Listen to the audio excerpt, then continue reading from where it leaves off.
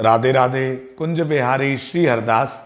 मैं Nikhil Goswami YouTube channel Shri Banke Bihari ji एवं Facebook page Banke Bihari temple में आप सभी का स्वागत करता हूं।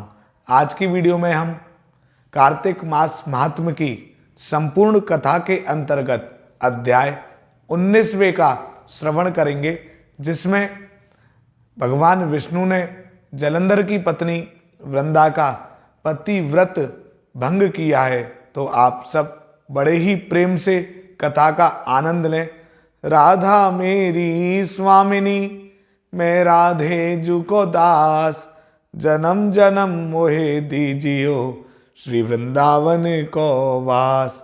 सब द्वारन को छोड़ के आए तेरे द्वार, हे वृषभान की लाडली, सबकी ओर निहार। 19वां अध्याय।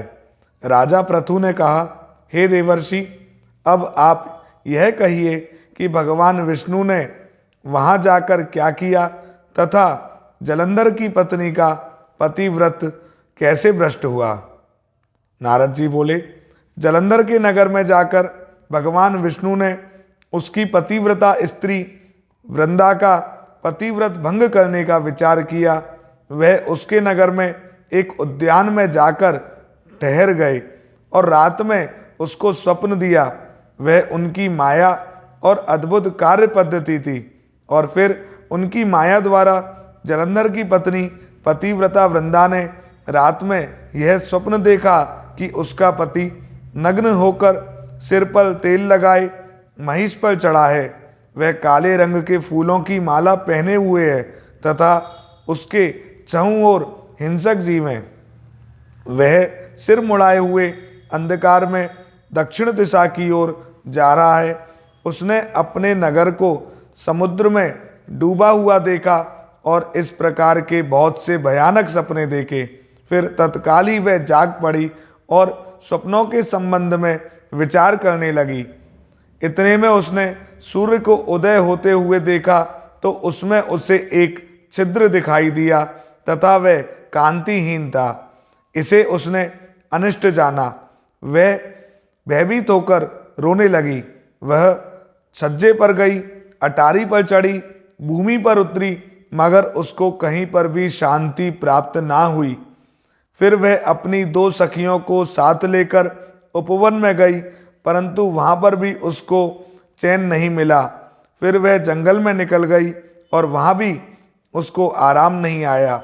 वन में उसने सिंह के समान दो भयंकर राक्षसों को देखा, जिससे वह अत्यंत भयभीत होकर वहां से भागने लगी।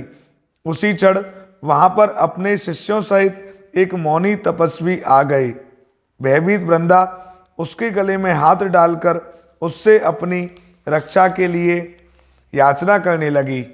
मुनि ने अपनी एक ही हुंकार से उन दोनों राक्षसों को वहां से भगा दिया।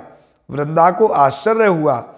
वह भय से मुक्त होकर मुनिनाथ को हाथ जोड़कर प्रणाम करने लगी और कृतज्ञता का ज्ञापन किया। फिर उसने मुनि से अपने युद्धरत पति के संबंध में उसकी कुशल क्षेम का प्रश्न किया। मुनि ने मौन होकर आगे पीछे देखकर कुछ कहना ही चाहा कि उसी समय दो वानर मुनि के समक्ष आकर हाथ जोड़कर खड़े हो गए और ज्यों ही मुनि ने भ्रकुटी संकेत किया त्यों ही वह उड़कर आकाश में चले गए। फिर जलंधर का सिर व धड़ लेकर मुनि के पास आ गए। तब वृंदा अपने पति को मृत हुआ जानकर मूर्छित होकर पृथ्वी पर गिर पड़ी और अनेक प्रकार के वचन कहकर दारुण विलाप करने लगी। उसके पश्चात उसने उस मुनि से कहा, हे कृपानिधे, आप मेरे पति को जीवित कर दीजिए।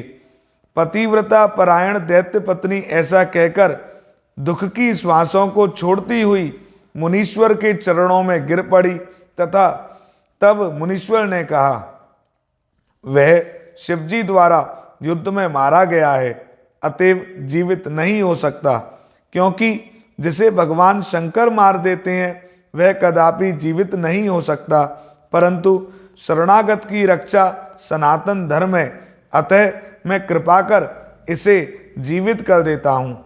नारद जी कहते हैं कि वह मुनि साक्षात विष्णु ही थे जिन्होंने यह सब माया फैला रखी थी। वह वृंदा के पति को जीवित करके अंतर ध्यान हो गए। जलंधर ने उठकर वृंदा का आलिंगन किया और उसका मुख चूमा। वृंदा भी पति को जीवित हुआ देखकर अत्यंत हर्षित हुई और अब तक हुई सब बातों को स्वप्न समझा। उसके पश्चात वृंदा सकाम हो बहुत दिन तक उसी वन में अपने पति के साथ विहार करती रही। फिर एक दिन उसने सूरत एवं संभोग काल के अंत में भगवान विष्णु को पहचान लिया। अतः उन्हें ताड़ित करती हुई बोली, हे पराई स्त्री से गमन करने वाले विष्णु, तुम्हारे शील को धिक्कार है। मैंने जान लिया है कि तुम वही मायावी तपस्वी हो। हे राजन, ऐसा कहकर परम क्रुद्ध हो पतिव्रता वृंदा ने अपने तेज को प्रकट करते हुए श्राप दिया।